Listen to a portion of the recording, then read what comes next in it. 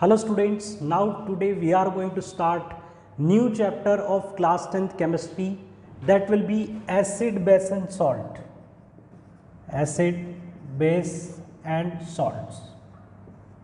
These are the chemical substance जिन्हें आप पहले से जानते हैं, आप बहुत अच्छे से जानते हैं कि एसिड क्या होते हैं, बेस क्या होते हैं, सॉल्ट क्या होते हैं.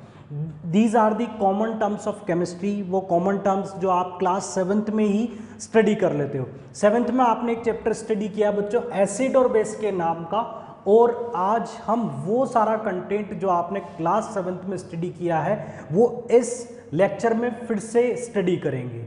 और आपका जो नेक्स्ट क्वेश्चन है वो ये है कि उसके अलावा और कौन कौन सा ऐसा पार्ट है जो क्लास 10th में नया इंट्रोड्यूस होगा, और कौन सा ऐसा पार्ट है जिसे हम क्लास 11th के किसी चैप्टर के साथ रिलेट कर सकते हैं. मीन्स जैसा कि अब तक हम हमेशा से किसी भी चैप्टर के फर्स्ट लेक्चर में स्टार्टिंग में हम उस चैप्टर के कंटेंट को ब्रीफ में स्टडी करते हैं, उसकी इंफॉर्मेशंस को जानते हैं, चैप्टर की इंपॉर्टेंस क्या है, किस एग्जाम के लिए कौन सा टॉपिक ज़्यादा इंपॉर्टेंट होता है, उस पार्ट का डिस्कशन करेंगे. So students, in this chapter first you will study about the introduction. In introduction आप जानोगे कि एसिड क्या होता है, बेस क्या होता है, सॉल्ट्स क्या होते हैं, किस तरह से इन्हें डिफाइन किया जा सकता है, एसिड की कुछ कॉमन प्रॉपर्टीज, बेस की कुछ कॉमन प्रॉपर्टीज आप इंट्रोडक्टरी पार्ट में स्टडी करेंगे. उसके बाद बच्चों दूसरा एक कॉमन टॉपिक होगा classification of acid and base. Acid और बेस का क्लासिफिकेशन स्टडी करेंगे कि आपको जो एसिड मिलते हैं वो कितने टाइप के हो सकते हैं और उन्हें किन किन बेसिस पर क्लासिफाई किया जा सकता है. सिमिलरली बेसिस का भी क्लासिफिकेशन आप स्टडी करोगे. चलिए एक कॉमन सा नेमिंग मैं आपको बताता हूँ. आपने सुना होगा स्ट्रॉन्ग एसिड, वीक एसिड, आपने सुना होगा स्ट्रॉन्ग एसिड, वीक एसिड, या आपने सुना होगा ऑर्गेनिक एसिड, इनऑर्गेनिक एसिड. तो ये एसिड के ही टाइप होते हैं और इन टाइप को हम इस टॉपिक में कवर करेंगे. चलिए, तो आपको एक तो क्लासिफिकेशन स्टडी करने, मतलब क्लासिफिकेशन होगा तो बहुत सारे एसिड, बहुत सारे बेसिस के फॉर्मूलाज और उनकी नेमिंग हमारे सामने आएगी.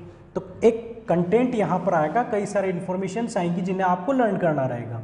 इसके बाद बच्चों अच्छा टॉपिक आएगा properties of acid and base. इनकी प्रॉपर्टीज क्या होती है, इनको किस तरह से डाइल्यूट किया जा सकता है, क्या ये इलेक्ट्रिसिटी कंडक्ट करते हैं या नहीं करते हैं, और इनकी केमिकल प्रॉपर्टीज. केमिकल प्रॉपर्टीज बोला तो केमिकल रिएक्शन मींस यहां पर आपको एसिड और बेस की केमिकल रिएक्शन को स्टडी करना है कि एसिड अगर किसी मेटल के साथ रिएक्ट करता है तो प्रोडक्ट क्या बनेंगे, एसिड किसी मेटेलिक ऑक्साइड के साथ रिएक्ट करे या किसी बेस के साथ रिएक्ट करे या कार्बोनेट या बाइकार्बोनेट के साथ रिएक्ट करेगा तो उस केमिकल रिएक्शन के प्रोडक्ट क्या होंगे. तो बड़ी सिंपल सी केमिकल इक्वेशन आएंगी. मैं आपको एक लॉजिक बता दूंगा कि आप इसे फॉलो करें और आप इस टाइप के रिएक्शन के प्रोडक्ट को बिना कुछ सोचे समझे लिख सकते हैं. बट जैसा कि केमिस्ट्री है तो एक कॉमन इंफॉर्मेशन के साथ उससे रिलेटेड कुछ कहीं ना कहीं आपको एक्सेप्शंस भी स्टडी करने को मिलेंगे. बट अब तक आप इतने चैप्टर्स में केमिकल प्रॉपर्टीज को स्टडी कर चुके हो. फर्स्ट चैप्टर में केमिकल रिएक्शन को, केमिकल रिएक्शन की टाइप को, तो यहाँ पर केमिकल प्रॉपर्टीज को अगर उनसे रिलेट करके पढ़ा जाए तो ये बहुत ज़्यादा टिपिकल नहीं है. ठीक है, तो इस टॉपिक ये आप पर डिपेंड करता है बच्चों. आप चाहें तो इस टॉपिक को आसान बना सकते हैं और आप चाहें तो इस केमिकल प्रॉपर्टीज वाले टॉपिक को बहुत टिपिकल भी बना सकते हैं. चलिए, तो प्रॉपर्टीज जैसे ही कंप्लीट हो जाती है, केमिकल प्रॉपर्टी पढ़ने के बाद मीन्स आप एसिड और बेस को अच्छे से जान चुके हो, समझ चुके हो. अब इसका थोड़ा अच्छा लेवल स्टडी किया जाए तो एक कॉमन सी इंफॉर्मेशन, एसिड या बेस को डिटेक्ट करने के लिए जो केमिकल्स काम में लिए जाते हैं, जो सब्सटेंस होते हैं, उन्हें क्या बोला जाता है, इंडिकेटर, जो आप क्लास 7th में भी स्टडी कर चुके हो कि एसिड की टेस्टिंग के लिए जो आपको इंडिकेट करेगा कि आपके पास जो सॉल्यूशन है वो एसिड का है, बेस का है या वो न्यूट्रल है. ठीक है, तो वहाँ पर उसके कलर में या स्मेल में कोई चेंज आता है जिससे आप सॉल्यूशन के नेचर को आइडेंटिफाई कर सकते हो. ठीक है सर, इंडिकेटर हम बहुत अच्छे से जानते हैं, अब क्लियर हो चुका है. इंडिकेटर के बाद बच्चों मैं आपको बताऊंगा पीएच एंड न्यूट्रलाइजेशन. अब आपको लगेगा कि अब तक तो फिर भी चलिए कॉमन टर्म्स ही सब चीज़ें देखी हुई है, बट यहाँ पर ये पीएच नाम का एक नया टॉपिक इंट्रोड्यूस हो चुका है। और बच्चों यही टॉपिक आपको फिर से मिलेगा जब आप क्लास 11th में आयोनिक इक्विलिब्रियम स्टडी करेंगे। तो आयोनिक इक्विलिब्रियम में आपको पीएच से रिलेवेंट कॉन्सेप्ट, पीएच से रिलेटेड फॉर्मूला और पीएच की एप्लीकेशन में सारी चीज़ें बहुत अच्छे से क्लियर होंगी। बट उस टॉपिक को और अच्छे इंटरेस्ट के साथ पढ़ने के लिए एक बार आपको पीएच क्लास 10th में भी एक ठीक ठाक तरीके से स्टडी कर लेनी चाहिए। न्यूट्रलाइजेशन तो बहुत आसान है, न्यूट्रलाइज करने का प्रोसेस मीन्स एसिड के इफेक्ट को खत्म करने का प्रोसेस क्या होगा, न्यूट्रलाइजेशन। और एसिड के इफेक्ट को आप कैसे न्यूट्रल कर सकते हो, बेस को मिलाकर।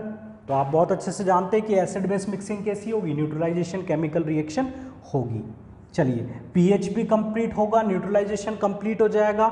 चलिए एसिड और बेस की कॉमन जितनी भी बातें थी वो हम कर चुके हैं। पीएच न्यूट्रलाइजेशन में बच्चों एक और टॉपिक यहाँ पर आएगा, importance of pH and neutralization in our daily life, कि न्यूट्रलाइजेशन की हमारी डेली लाइफ में क्या इंपॉर्टेंस है, कहाँ पर हमें न्यूट्रलाइजेशन की ज़रूरत पड़ती है। ठीक है, ऐसे कई सारे केसेस हैं। ठीक है, आज हमारा इंट्रोडक्टरी पार्ट है, फर्स्ट लेक्चर है, तो हम वैसे ही जान लेते हैं कि कहाँ कहाँ पर हमें इसकी नीड हो सकती है इस टॉपिक में और कौन कौन से सब टॉपिक आने वाले हैं। तो जैसा कि बच्चों आप जानते हो, ठीक है, कई बार एसिड रेन होने से या जो रेन वाटर है उसके अंदर कुछ एसिड आ जाने से सॉइल की क्वालिटी चेंज हो जाती है, सॉइल ज़्यादा एसिडिक हो जाती है। तो आपकी लाइफ में कई बार एसिडिक नेचर को चेंज करने के लिए आपको किसकी मदद लेनी पड़ती है, न्यूट्रलाइजेशन की। आपको उसे किस तरफ ले जाना पड़ता है, बेसिक की तरफ। ठीक है, डिपेंड करता है कि आप किस तरह की क्रॉप लगाना चाहते हैं। अलग अलग क्रॉप के लिए आपको सॉइल की पीएच अलग अलग मेंटेन रखनी पड़ती है। मींस आपको डेली लाइफ में कई जगह पर एसिडिक को बेसिक बनाने की कोशिश करनी पड़ती है या बेसिक को एसिडिक, या आप उसे न्यूट्रल की तरफ लेकर जाते हैं। और किसी नेचर के साथ छेड़छाड़ मींस उसे अगर आप मॉडिफाई करोगे तो वो कौन से मेथड के थ्रू होगा, न्यूट्रलाइजेशन के थ्रू। तो ऐसे कई सारी एप्लीकेशन डेली लाइफ की जो होंगी उसे हम इस टॉपिक में स्टडी करेंगे। ये मैंने इतना टाइम इसको इसलिए दिया क्योंकि बोर्ड लेवल पर इस टॉपिक से क्वेश्चन पूछ लिए जाते हैं, इन एप्लीकेशंस पर क्वेश्चन आ जाते हैं। इसके बाद बच्चों जो अगला टॉपिक होगा वो होगा सॉल्ट। सॉल्ट क्या होते हैं, सॉल्ट का क्लासिफिकेशन आप स्टडी करोगे, सॉल्ट को हम किस तरह से क्लासिफाई कर सकते हैं, डिफरेंट टाइप के सॉल्ट, एक नया कंटेंट आप स्टडी करोगे जो क्लास 7th में आपने स्टडी नहीं किया, और ये कंटेंट आपकी हायर क्लासेस के कंटेंट से भी रिलेट करेगा। तो पीएच और सॉल्ट वाले पार्ट को बच्चों आपको बहुत अच्छे से समझकर स्टडी करना है ताकि इन्हें आप फर्दर अप्लाई कर सको। इसके बाद नेक्स्ट आ जाता है कमर्शियली इंपॉर्टेंट केमिकल कंपाउंड्स। कुछ ऐसे केमिकल कंपाउंड्स होंगे बच्चों जो कमर्शियली इंपॉर्टेंट होंगे। कमर्शियली मीन्स जैसे कि ब्लीचिंग पाउडर होता है, वॉशिंग सोडा होता है, वॉशिंग पाउडर होता है, कास्टिक सोडा होता है, प्लास्टर ऑफ पेरिस होता है, पीओपी होता है, इनकी डेली लाइफ में रिक्वायरमेंट होती है। कमर्शियली ये कंपाउंड्स काफ़ी इंपॉर्टेंट होते हैं। अब इस टॉपिक में हमें इन्हीं कंपाउंड को स्टडी करना है कि ये सारे कंपाउंड बनाए कैसे जाते हैं और इनकी कौन कौन सी प्रॉपर्टीज होती है और इनके यूजेस क्या होते हैं। मीन्स बहुत सारे कंपाउंड, बहुत सारी केमिकल रिएक्शन और उनकी बहुत सारी इंफॉर्मेशन। मीन्स एक थ्योरेटिकल टॉपिक आने वाला है जिसमें बहुत सारा कंटेंट आपको लर्न करना पड़ेगा। आपको याद करना पड़ेगा कि वॉशिंग सोडा बनाने के लिए हम किस किस सब्सटेंस को मिक्स करें। आपको याद करना पड़ेगा कि ब्लीचिंग पाउडर बनाने के लिए कौन से केमिकल को मिक्स किया जाए। आपको ये याद करना पड़ेगा कि ब्लीचिंग पाउडर की प्रॉपर्टीज़ क्या है, ये किस तरह से ब्लीच करता है और इसके यूजेस क्या क्या हैं। ठीक है, तो इस कंटेंट में काफ़ी परेशानी आएंगी और ये वाला जो टॉपिक है वो आपका इंपॉर्टेंट होगा एनटीएससी स्टेज 2 के लिए। ठीक है, अच्छे लेवल के जो कॉम्पिटिटिव एग्जाम होते हैं उनके अंदर क्वेश्चन को थोड़ा लेंथी बनाकर कॉम्प्रिहेंशन टाइप का क्वेश्चन आपको दिया जाता है। तो उस क्वेश्चन के अंदर आपको लैंग्वेज बेस्ड क्वेश्चन पूछे जाएंगे इस टॉपिक से। तो आप इस टॉपिक को अच्छे से स्टडी कीजिएगा, बोर्ड एग्जाम में भी इस टॉपिक की इंपॉर्टेंस है। चलिए सर, हायर क्लासेस के साथ क्या इसका कोई कनेक्शन है? हाँ बेटा, आप जो आगे की इनऑर्गेनिक केमिस्ट्री स्टडी करोगे, जहां पर S block, P block, D block को आप स्टडी करोगे, उसमें इन कंपाउंड्स के कहीं ना कहीं टॉपिक आपको स्टडी करने को मिलेंगे। जैसे कि आप एक कमर्शियल कंपाउंड स्टडी करेंगे NaOH, कास्टिक सोडा, और यही आप स्टडी करेंगे एस ब्लॉक में। जब आप 11th में एस ब्लॉक एलिमेंट स्टडी कर रहे होंगे तो वहां पर आप सोडियम के कंपाउंड स्टडी करेंगे और सेम कंटेंट आपको 11th में भी मिल जाएगा। तो ऐसे सोडियम के कंपाउंड, कैल्शियम के कंपाउंड, उनके अंदर आपको मींस क्लास 11th के कंटेंट में ये जो टॉपिक है वो आपको एज इट इज मिलेंगे। मींस हमें फोकस करना है इन टॉपिक्स पर ताकि ये हमारे आगे काम में आ सकें। और ये कुछ बेसिक टॉपिक्स हैं जो क्लास 7th में भी आपने स्टडी किए थे, फिर से क्लास 10th में आपको स्टडी करने हैं। तो ये है बच्चों आपका पूरा चैप्टर, बट ये चैप्टर इतना छोटा नहीं है। इस चैप्टर के अंदर क्लासिफिकेशन भी काफ़ी बड़ा है, मींस बहुत सारे क्लासिफिकेशन करते हैं, बहुत सारे फॉर्मूलाज आते हैं, प्रॉपर्टीज़ अपने आप में वास्ट है। और उसके बाद बात करें तो कमर्शियल इंपॉर्टेंट कंपाउंड में भी काफ़ी सारा कंटेंट हमें स्टडी करना पड़ेगा। तो चैप्टर जो है वो लेंदी है, इसलिए इस चैप्टर का वेटेज आपके बोर्ड एग्जाम में अच्छा खासा वेटेज होता है। ठीक है, सॉल्ट वाले पार्ट से NTSC स्टेज 1 में क्वेश्चन पूछे जाते हैं।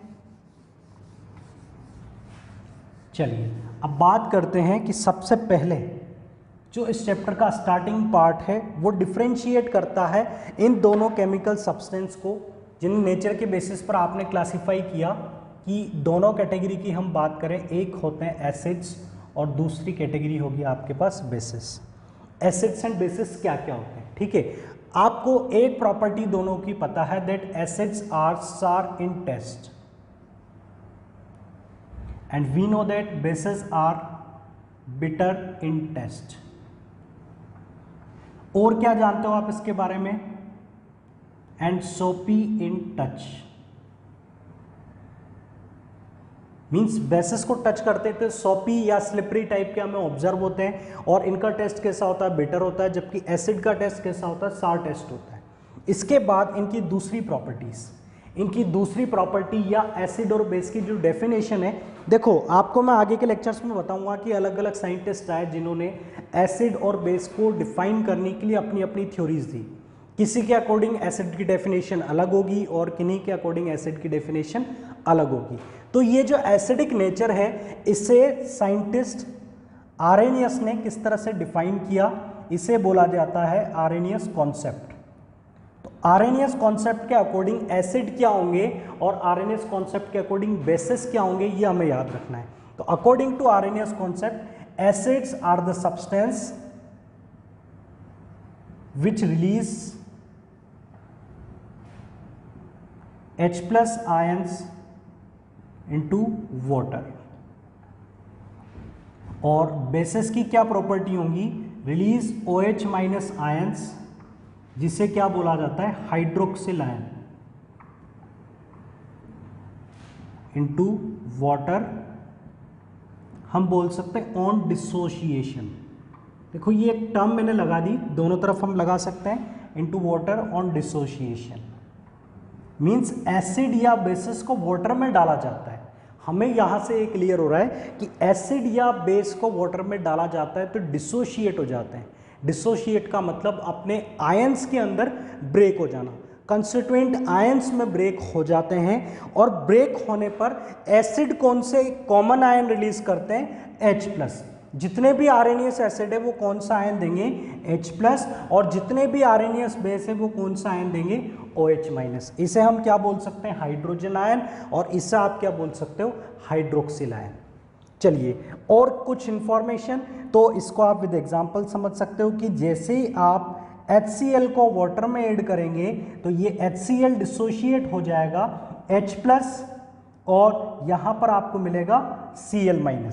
ठीक है, अभी हम H2O को नहीं लिखते हैं, अदरवाइज कंफ्यूजन होगा। बाद में मैं आपको बताऊंगा कि यहां पर ये जो H2O है ये H+ के साथ कंबाइन होकर H3O+ बना लेता है। अभी सिंपल डिसोसिएशन देख लेते हैं। HCl का वाटर में डिसोसिएशन होगा और ये दो आयन रिलीज करेगा, एक H+ और एक Cl-।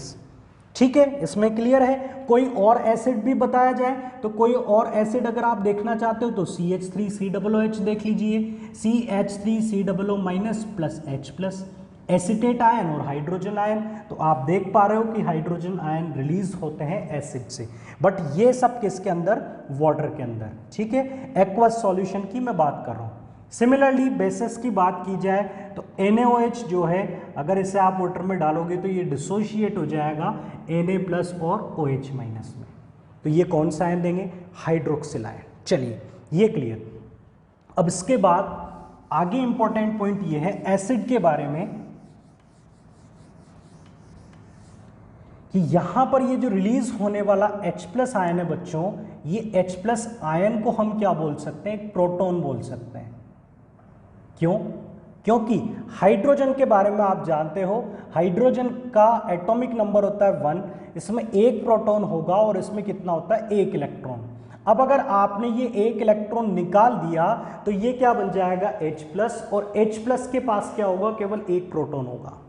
तो आप देख सकते हैं कि H प्लस आयन मतलब एक प्रोटॉन, तो ये नेगेटिव चार्ज अगर इसे मिल जाए तो ये बहुत जल्दी उसके साथ कंबाइन हो जाएगा, मीन्स ये अनस्टेबल है। ये क्या है, अनस्टेबल है, क्योंकि एक तो बहुत हल्का मास, एक प्रोटॉन के बराबर वेट है और चार्ज के साथ पॉजिटिव है, तो ये अनस्टेबल है। और ये स्टेबल होने के लिए H2O के साथ कंबाइन होकर क्या बना लेता है, H3O प्लस, जिसे हम क्या बोलते हैं, हाइड्रोनियम आयन। इसे बोला जाता है हाइड्रोनियम आयन। ठीक है, H3O plus two become stable. तो H प्लस स्टेबिलिटी अचीव करने के लिए, मींस एसिड के जो H प्लस होते हैं वो वाटर मॉलिक्यूल के साथ मिलकर क्या बना लेते हैं, हाइड्रोनियम आयन, जिसे हम रिप्रेजेंट करेंगे H3O प्लस से। तो अब इस इक्वेशन में आप लिख सकते हैं HCl plus H2O gives H3O plus plus Cl minus. H3O plus means hydronium ion, तो जहां पर भी मैं H प्लस लिखूंगा, H प्लस की जगह पर वहां पर क्या लिख सकते हैं हम, H3O प्लस। ठीक है, अब वो क्वेश्चन अलग है कि आपके माइंड में डाउट आता है कि सर H प्लस का तो समझ में आता है कि इसको तो कंबाइन होना था, बट ये समझ में नहीं आता कि H2O को क्या जरूरत थी इस H प्लस को अपने साथ मिलाने की, H2O को क्या जरूरत थी H प्लस को अपने साथ कनेक्ट करने की। तो बच्चों ये आप बाद में स्टडी करोगे कि H2O में ऑक्सीजन पर पार्शियल नेगेटिव चार्ज होता है और हाइड्रोजन पर पार्शियल पॉजिटिव चार्ज होता है। ठीक है, ये पोलराइजेशन वाला केस आप देखेंगे, ये इलेक्ट्रोनेगेटिविटी डिफरेंस की वजह से होता है। इलेक्ट्रोनेगेटिविटी क्या होती है, जो आप पीरियोडिक क्लासिफिकेशन में स्टडी कर चुके हो, तो ऑक्सीजन की इलेक्ट्रोनेगेटिविटी ज्यादा है, तो इस पर पार्शियल नेगेटिव है, इस पर पार्शियल पॉजिटिव है। तो ये पार्शियल नेगेटिव चार्ज की वजह से ही आसानी से किसके साथ कंबाइन हो सकता है, H प्लस के साथ। ठीक है, अब बाकी के केसेस आप बाद में स्टडी करेंगे कि यहां पर ऑक्सीजन के पास लोन पेयर होते हैं, जिनकी वजह से आसानी से H प्लस को अपने साथ अटैच करने की टेंडेंसी रखता है। ठीक है, तो ये एक स्पेशल केस होगा हाइड्रोनियम आयन का फॉर्मेशन, और यहां से H3O प्लस का फॉर्मेशन हम स्टडी करेंगे।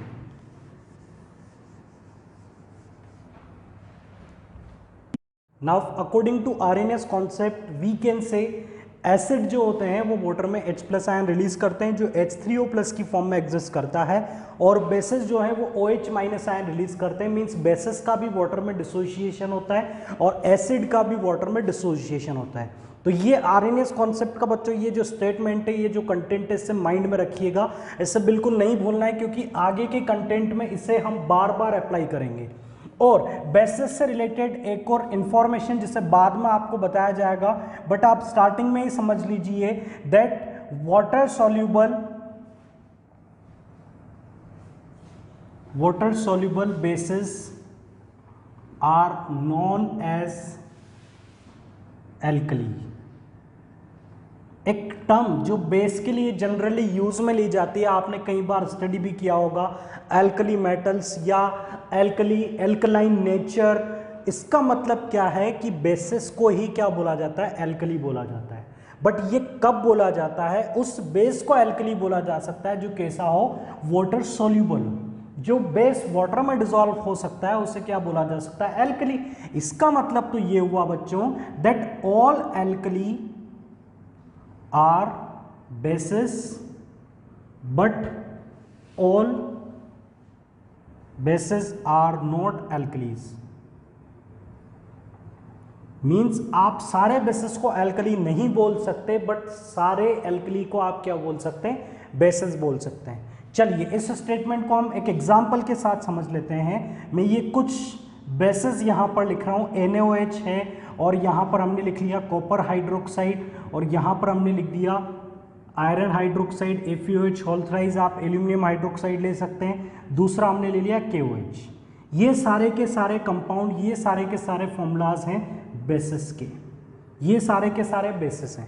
बट इनके अंदर इन दो बेस की बात की जाए तो ये दोनों वाटर सोल्यूबल नहीं है, ये दोनों वाटर सोल्यूबल नहीं है। तो अगर मुझसे पूछा जाए कि इनमें से एल्कली कौन कौन होंगे तो फिर मेरा आंसर क्या होगा, NaOH एंड KOH। इन्हें मैं क्या बोल सकता हूँ, एल्कली बोल सकता हूँ। तो क्लियर स्टूडेंट्स, जो वाटर सोल्यूबल बेसिस होंगे उन्हें क्या बोला जा सकता है, एल्कली बोला जा सकता है। चलिए काफ़ी सारी इंफॉर्मेशन आपको मिल चुकी है एसिड और बेस के बारे में, और आरएनएस कॉन्सेप्ट आप स्टडी कर चुके हो। अब मूव करते हैं क्लासिफिकेशन पर।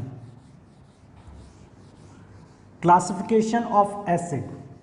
एसिड का क्लासिफिकेशन स्टडी करने के बाद अगर आप इसे अच्छे से स्टडी करते हो तो बेसिस का क्लासिफिकेशन पढ़ना बिल्कुल भी टिपिकल नहीं रहेगा। क्लासिफिकेशन ऑफ एसिड्स, तो एसिड्स का क्लासिफिकेशन, एसिड को किस किस तरह से क्लासिफाई किया जाता है।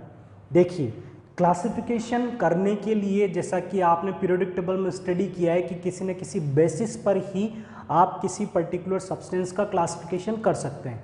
तो हमें जिन सब्सटेंस का क्लासिफिकेशन करना है, सबसे पहले हम फर्स्ट बेसिस लेते हैं on the basis of occurrence.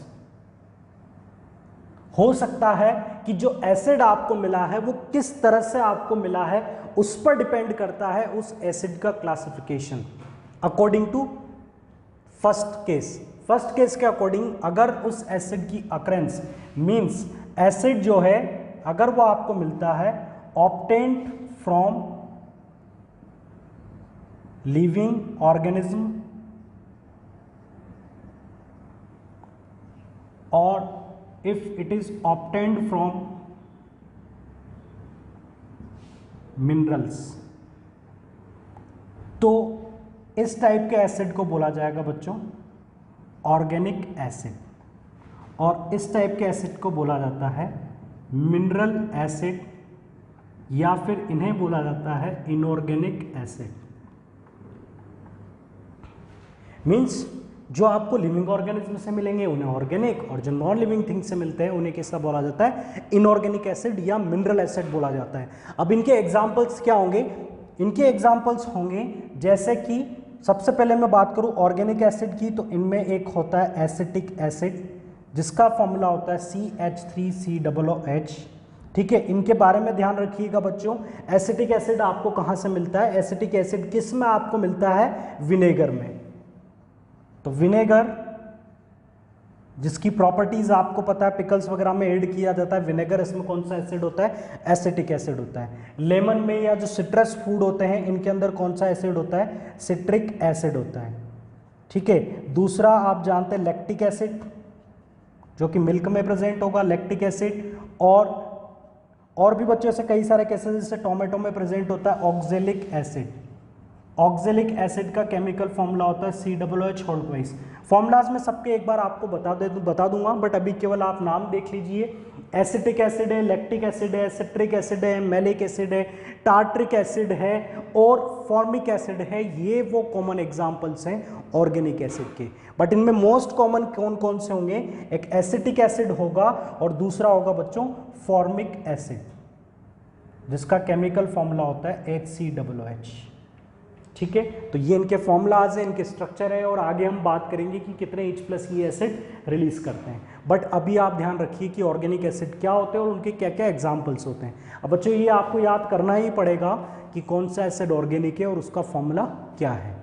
चलिए, मिनरल एसिड कौन कौन से होंगे, मिनरल एसिड में हमारे पास हैं सल्फ्यूरिक एसिड, ये तो सुना सुना सा लग रहा है, सल्फ्यूरिक एसिड जिसका केमिकल फॉर्मूला होता है H2SO4।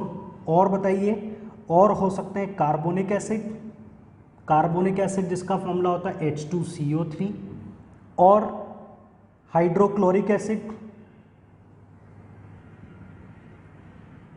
जिसका फॉर्मूला होगा HCl, और कोई कॉमन एसिड नाइट्रिक एसिड जिसका फॉर्मूला होता है HNO3, sulphurous acid, phosphoric acid, बहुत सारे एसिड आपके पास मिनरल एसिड है। बट अभी सारे एसिड के फॉर्मूलाज तो हमें यहाँ नहीं देखने, जो कॉमन केसेस थे वो मैंने आपके सामने लिख दिए। तो ये था फर्स्ट क्लासिफिकेशन अकरेंस के बेसिस पर। अब सेकेंड क्लासिफिकेशन पर मूव करते हैं। Second classification of acid.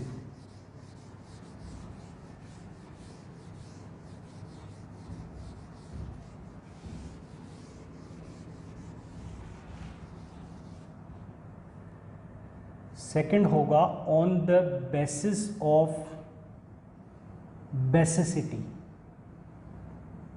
देखिए एक कॉमन सी टर्म मैंने यहां पे लिखी है कि बेसिसिटी के बेसिस पर हम एसिड का क्लासिफिकेशन स्टडी करेंगे। एसिड का क्लासिफिकेशन बेसिसिटी के बेसिस पर।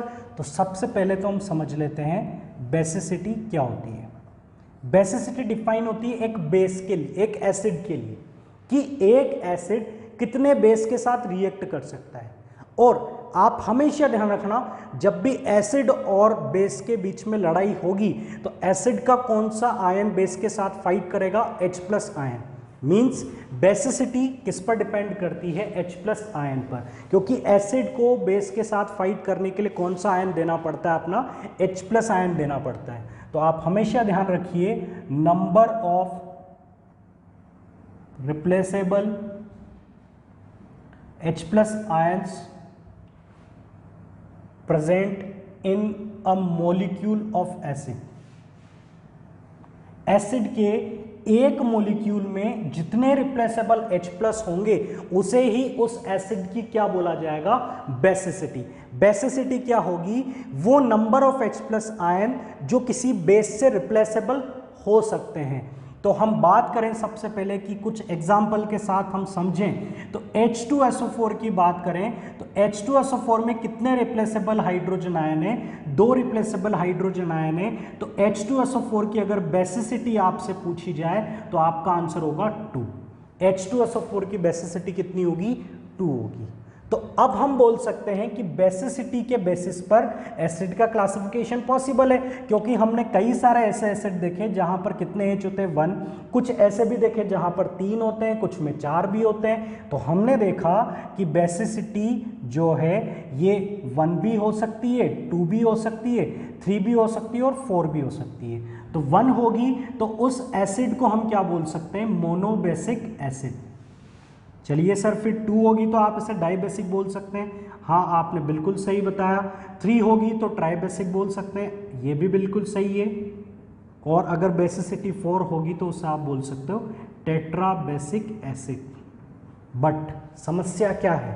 प्रॉब्लम ये है कि आपको एसिड का क्लासिफिकेशन भी समझ में आया, बट आपको याद करने पड़ेंगे इनके एग्जाम्पल्स। आपको याद करने पड़ेंगे एसिड के फॉर्मूलाज, जिन्हें देखकर आप बता सको कि वो मोनोबेसिक होगा, डाइबेसिक होगा या ट्राइबेसिक होगा। अगर आपको सल्फ्यूरिक एसिड का फॉर्मूला ही नहीं पता तो आप इसकी बेसिसिटी को अप्रोच नहीं कर पाओगे। पहली दिक्कत। दूसरी दिक्कत, कई बार हम फॉर्मूला देखकर भी सही बेसिसिटी नहीं बता सकते हैं। 2 केस बता रहा हूं बच्चों। पहला केस, आपको फॉर्मूला पता हो तो आप बेसिसिटी को अप्रोच कर पाओगे। और इसमें भी दूसरी प्रॉब्लम यह है, कुछ ऐसे भी फॉर्मूलाज हैं जिन्हें देखकर उनकी एक्चुअल बेसिसिटी हम नहीं बता सकते, या हमसे गलती होने के चांसेस होते हैं। मींस उन केसेस को हमें याद करना पड़ेगा। तो सबसे पहले तो हम देखते हैं कि मोनोबेसिक एसिड कौन कौन से हो सकते हैं। मोनोबेसिक एसिड जो एक H+ रिलीज कर सकते हैं।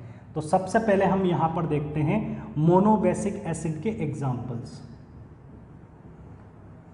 तो मोनोबेसिक एसिड में फर्स्ट एग्जांपल हो सकता है HCl, हाइड्रोक्लोरिक एसिड। HCl कितना H+ रिलीज कर सकता है? अगर मैं एक HCl लूंगा तो ये एक ही H+ मुझे दे पाएगा। ठीक है सर, ये मोनोबेसिक एसिड होगा, क्लियर है। कोई और मोनोबेसिक एसिड हो? और भी मोनोबेसिक एसिड हो सकते हैं, जैसे HCl की तरह ही हम HF ले लें। ठीक है, HF नहीं, HF डाइबेसिक होगा, HF डाइबेसिक होगा, मैं बाद में बता दूंगा, इसको थोड़ा होल्ड कीजिएगा। HBr है, HI है, ये सब कितने H+ रिलीज कर सकते हैं, एक एक H+ रिलीज कर सकते हैं। ठीक है, तो ये मोनोबेसिक है। और कोई मोनोबेसिक का एग्जाम्पल, कोई जो एक H+ दे सकता हो? आप मिनरल पर क्यों सोचते हो, आपने ये फॉर्मूला लिखा हुआ है HNO3 नाइट्रिक एसिड, ये भी एक H+ दे सकता है।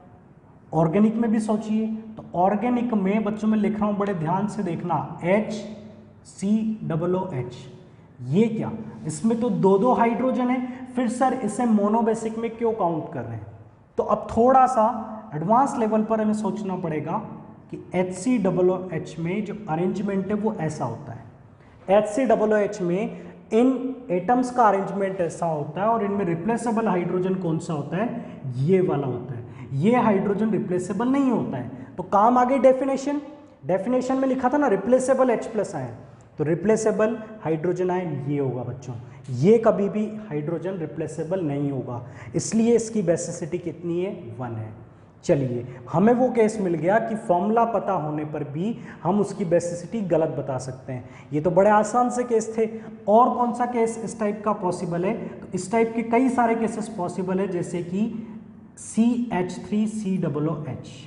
CH3COOH में कार्बन हाइड्रोजन ऑक्सीजन का अरेंजमेंट कैसा होता है उसे देखिए, C के साथ ये 3 हाइड्रोजन इस तरह से अटैच्ड है, और यहां पर भी रिप्लेसेबल हाइड्रोजन कौन सा है, ये वाला।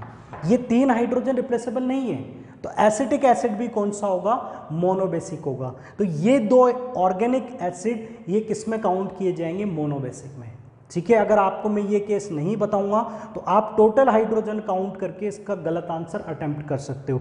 इसकी बेसिसिटी आप कितनी बता सकते हो, 4, बट इसकी बेसिसिटी कितनी होगी, 1 होगी। तो यही हाइड्रोजन रिप्लेसेबल होगा जो कि मोर इलेक्ट्रोनेगेटिव एटम के साथ जुड़ा हुआ है।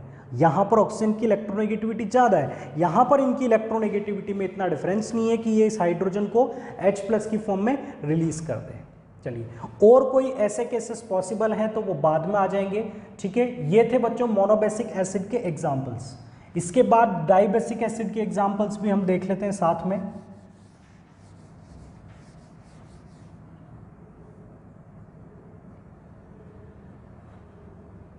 डाइबेसिक एसिड में एक हो सकता है ऑक्जेलिक एसिड। ऑक्जेलिक एसिड जिसका फॉर्मूला होता है COOH2, और इसे हम क्या लिख सकते हैं, इस तरह से भी लिख सकते हैं। तो ये 2 ही हाइड्रोजन है और दोनों रिप्लेसेबल हो सकते हैं। कार्बोनिक एसिड हो सकता है H2CO3, और सल्फ्यूरिक एसिड हो सकता है H2SO4, और सल्फ्यूरस एसिड हो सकता है H2SO3। सल्फ्यूरस एसिड हो सकता है H2SO3। और कोई डाइबेसिक एसिड के एग्जांपल्स, तो बच्चों ये कॉमन है, बट एक special case hydrofluoric acid HF, जो कि किस फॉर्म में एग्जिस्ट करता है, डाइमर की फॉर्म में एग्जिस्ट करता है, HF2 की फॉर्म में। तो इसका फॉर्मूला तो मैं HF लिखूंगा, बट ये किस फॉर्म में एग्जिस्ट करता है, डाइमर की फॉर्म में। तो ये एक साथ कितने H+ रिलीज करता है, 2 H+ रिलीज करता है। तो इसकी बेसिसिटी भी कितनी होती है, 2 होती है। बट इसका फॉर्मूला जो लिखा जाता है उसके अंदर एक ही हाइड्रोजन हमें नजर आता है। तो ये भी एक स्पेशल केस हो गया, एक एक्सेप्शनल केस हो गया, जिससे आपको याद करना पड़ेगा कि फॉर्मूला अगर HF लिखा हो बट इसकी बेसिसिटी आपको कितनी बतानी है, 2 बतानी है। ये किस कैटेगरी में चला जाएगा, डाइबेसिक एसिड की कैटेगरी में। तो ये थे डाइबेसिक एसिड। और ट्राइबेसिक एसिड की बात करते हैं, जो 3 H+ रिलीज कर सकते हैं। ट्राइबेसिक एसिड, तो ट्राइबेसिक एसिड में आपके पास हो सकता है H3PO4। H3PO4 में कितने रिप्लेसेबल हाइड्रोजन है, 3 रिप्लेसेबल हाइड्रोजन होंगे H3PO4 में, तो ये होगा ट्राइबेसिक एसिड। टेट्राबेसिक एसिड, इसका नाम होगा फॉस्फोरिक एसिड। टेट्राबेसिक एसिड, इसमें जो मोस्ट कॉमन एग्जांपल है वो है सिलिसिक एसिड, जिसका फॉर्मूला होगा H4SiO4, जो कि 4 H+ रिप्लेसेबल रखता है। तो ये सिलिसिक एसिड होगा, टेट्राबेसिक एसिड। तो ये कुछ एसिड्स जिनको हमने बेसिसिटी के बेसिस पर क्लासिफाई किया। आपने लर्न करते रहे, रिवाइज करते रहे, ताकि इनकी बेसिसिटी और इनके फॉर्मूलाज आपको याद रहें। मीन्स एक चीज़ तो हमें याद करनी ही पड़ेगी, एसिड का नाम, उसका फॉर्मूला, एसिड का नाम और उसका फॉर्मूला, तब आप बाकी की चीज़ों को अप्रोच कर पाओगे। चलिए, फास्फोरस के 3 तरह के एसिड आप देखते हो बच्चों, H3PO4, H3PO3 और H3PO2। इसके बारे में तो मैंने आपको बता दिया कि ये कैसा होता है, ट्राई बेसिक होता है। इनके बारे में भी मैं इंफॉर्मेशन आपको दे देता हूँ। ये होता है बच्चों डाई बेसिक और ये होता है मोनोबेसिक। अरे ये क्या हो रहा है यहाँ पर, 3 हाइड्रोजन तीनों केसेस में थे, बट सेकंड और थर्ड केस को डाई और मोनोबेसिक एसिड क्यों कंसिडर किया? तो बच्चों इसके लिए भी आपको एडवांस स्टडी करनी होगी, इनकी स्ट्रक्चर को देखना पड़ेगा। H3PO4 की स्ट्रक्चर में जो तीनों हाइड्रोजन है वो ऑक्सीजन के साथ बॉन्डेड है, जबकि आप H3PO3 में देखेंगे, H3PO3 में देखेंगे तो आप देखेंगे कि यहाँ पर एक हाइड्रोजन जो है वो ऑक्सीजन के साथ नहीं, डायरेक्टली फॉस्फोरस के साथ अटैच्ड है। तो यहाँ पर तो ये 3 हाइड्रोजन रिप्लेसेबल थे क्योंकि ऑक्सीजन से जुड़े हुए थे, यहाँ पर ये रिप्लेसेबल नहीं है, ये 2 ही रिप्लेसेबल हैं। ठीक है, सिमिलरली H3PO2 को देखें तो H3PO2 के अंदर 2 हाइड्रोजन आपको ऐसे कनेक्टेड नजर आएंगे, तो रिप्लेसेबल हाइड्रोजन कितना होगा, 1 ही होगा। तो आप देख सकते हैं यहाँ 3 O से कनेक्टेड थे, यहाँ 2 कनेक्टेड है और यहाँ पर 1 ही कनेक्टेड है, तो बेसिसिटी जो है वो कम होती जा रही है। तो ये एक कॉमन सा केस है जो आपसे पूछ लिया जाता है। कई बार आपका क्वेश्चन गलत करवाने के लिए आपको फॉस्फोरिक की जगह H3PO3 दे देता है, जिसका नाम है फॉस्फोरस एसिड। ये है फॉस्फोरिक, फॉस्फोरस और हाइपोफॉस्फोरस, इसे बोला जाएगा फॉस्फोरस एसिड। देखिए ध्यान रखिए, H2SO4 इसे बोला जाता है सल्फ्यूरिक, और अगर इसमें मैं एक ऑक्सीजन कम करके इसका दूसरा एसिड बनाऊंगा तो इसके नाम में क्या चेंज हो जाएगा, सल्फ्यूरस एसिड। तो आप ये बाद में स्टडी करेंगे। यहां पर आपने सफिक्स लगाया IC और यहां पर आपको सफिक्स लगाना है OUS। ठीक है, तो वो सल्फ्यूरिक था और कम ऑक्सीजन के साथ ही हो जाएगा सल्फ्यूरस एसिड। सिमिलरली HNO3 को आप बोलते हैं नाइट्रिक एसिड, तो HNO2 भी एसिड होता है और इसका नाम क्या होगा, नाइट्रस एसिड। ये नाइट्रिक होगा, ये नाइट्रस होगा। तो इस तरह के कॉम्बिनेशन बहुत सारे हैं, आप इसे रिलेट करें तो आपको इनके नाम याद करने में ज़्यादा परेशानी नहीं होगी। चलिए, तो ये फास्फोरस के कुछ स्पेसिफिक केस थे जो मैंने आपको बताया। इसके अलावा एक और कंटेंट आप लोगों के साथ शेयर कर रहा हूं, बट इसकी इतनी ज़्यादा इंपॉर्टेंस नहीं है। आपसे कभी भी ये चीज़ें नहीं पूछी जाएंगी। होगा मेलेइक एसिड के बारे में केवल ये ध्यान रखना, एप्पल में प्रेजेंट होगा मेलेइक एसिड, और मेलेइक एसिड जो एप्पल से आपको मिलता है, मींस इसका फॉर्मूला क्या होगा। तो मेलेइक एसिड का जो फॉर्मूला है बच्चों वो होता है C+C, हाइड्रोजन हाइड्रोजन। तो ये मेलेइक एसिड का फॉर्मूला है, कभी जरूरत पड़ जाए बस आप केवल पढ़ लीजिए, बहुत ज़्यादा इंपॉर्टेंट नहीं है। इंपॉर्टेंट है कि मेलेइक एसिड किससे आपको ऑब्टेन होता है। इसके बाद दूसरा कैसे बच्चों, टार्ट्रिक एसिड।